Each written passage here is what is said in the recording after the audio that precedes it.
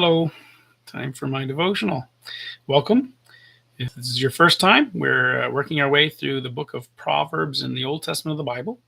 We're just going along verse by verse and just gleaning the wisdom that God gave us there about how to live in righteousness and wisdom. And so that's what we've been working our way through. We're currently in Proverbs chapter 6, verse 12. Verse 13. We're going to just dive right in. Now, verse 12 to 15 is a little paragraph. And so we want to get the point of that paragraph. And we're going to look at each verse, but we want to get the point of the paragraph. So I'm going to read those verses, and then I'm going to come back to verse 13. And we'll just examine some of the truths that we can sort of glean from this. So this is what it says in Proverbs chapter 6, verse 12 to 15. It says, "A worthless person, a wicked man, is the one who walks with a perverse mouth, who winks with his eyes, who signals with his feet, who points with his fingers, who with perversity in his heart continually devises evil, who spreads strife. Therefore his calamity will come suddenly. Instantly he will be broken, and there will be no healing."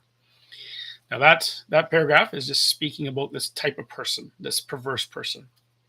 And so that's the point of the whole thing, is that the person who's like this, there's going to be a comeuppance. There's going to be a bad outcome for that person.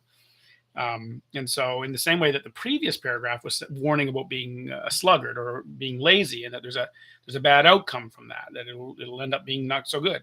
In the same way, saying, well, this kind of a person, a perverse person, well, the outcome isn't so good. And so that's kind of where it's going. But let's take a look specifically at verse 13, which uses these kind of images. It says, who winks with his eyes, who signals with his feet, who points with his fingers. Now, this is just using this idea. It's trying to give us a visual of a person who, he's in a situation and he's got a partner, say, and he's making little innuendo. He's winking. It's like, oh, we can do this. You know what I mean? And or you can just pay me this way or whatever. And he winks, or he signals with his feet or with his fingers or something. And he passes a signal on. So this whole idea of somebody who's scheming, who's trying to get around something, and how this kind of a person is not good. Now, it's not just talking about using body language. It's talking about the person who's a perverse person, right? This person who's devising evil, who's spreading strife, who's trying to find ways to get to get around or get the better of somebody, and how they use these kind of ways to try and create to deceive, to cause harm. And so that's the idea here. So we talked a little bit yesterday about how this whole section is kind of actually talking about antisocial behavior, and how people like these perverse people, they undermine society. They undermine the good that can be in society between humans, because of the perversion of their speech, as we talked yesterday, or their efforts to get around and to devise a way around someone, to deceive someone. And so they're against it. The whole idea of this verse is the idea of the secret signal in order to deceive someone, to gain an advantage over them, an unjust advantage. It's not the same as someone who keeps a secret, for instance. This is not deception. So someone who keeps a secret. Secrets aren't wrong. It's not wrong to keep a secret. There's some secrets that should be kept. Some things that you should not be sharing other people's information or something like this. There's lots of places where keeping a secret is very appropriate. There's some where it's not appropriate, of course, but that's a discussion for another day. But there's lots of places where it's fine, to keep a secret, or it's something like that. And it's not talking about having signals or having some sort of interaction with somebody that's nuanced like that. It's not saying you can't have a kind of a self-defense situation where you're signaling to a partner to help you out, or coordinating with allies in some sort of a scenario and you have a signal. It's not against signals. That's not what it's against. The idea here is this person uses this kind of signal, uses this kind of scheming in order to gain unjust advantage over someone. It's the perversion, right? The unjust advantage is like, we're going to trick this guy, or we're going to get around the system some way. And so I'm signaling for that. And that's the idea, and how it's antisocial, ungodly, and it results in this terrible outcome for the person.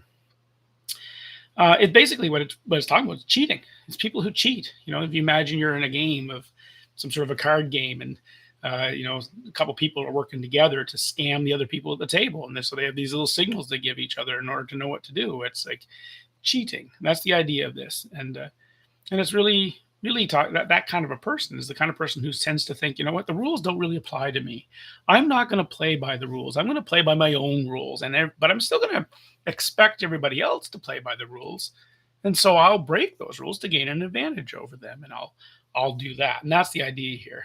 It's not a good thing. It's a very bad character trait, and it results in disaster for them, and it actually causes harm to others as well. The whole idea of rules.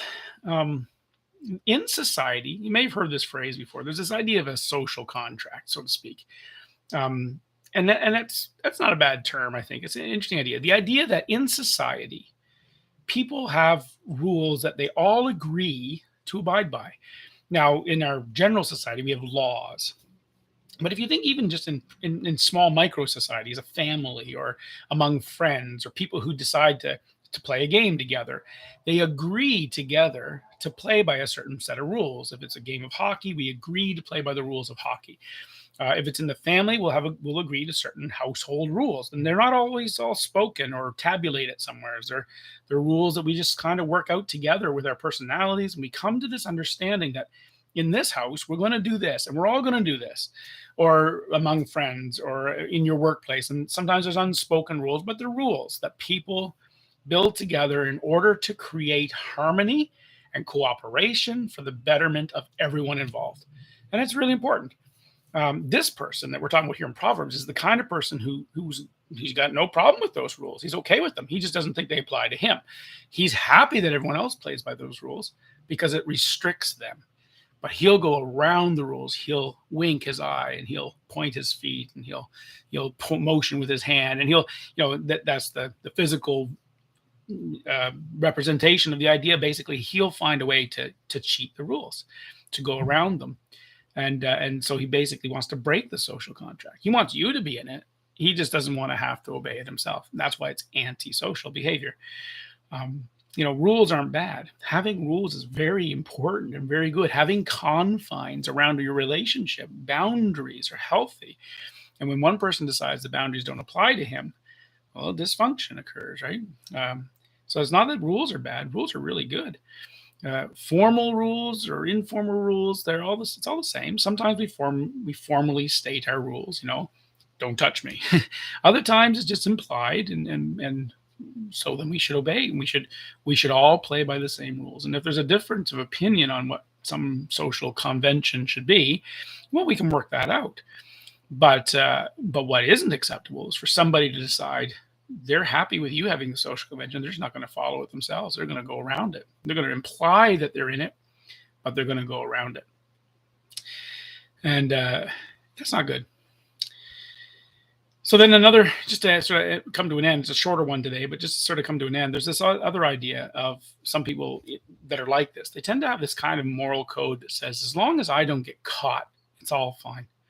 They get this idea that if I can sneakily get away with this, I can go away and my conscience isn't bothered. I'm fine. I feel that I'm justified in having the unjust outcome. When a person's conscience gets that seared, it's pretty serious. And that's part of what plays into the last verse of this section in verse 15, where it says their calamity will come suddenly and instantly they will be broken and there will be no healing. Part of the reason for that is because when a person gets their conscience so seared that they're not bothered by the fact that they're harming others with their dishonest behavior.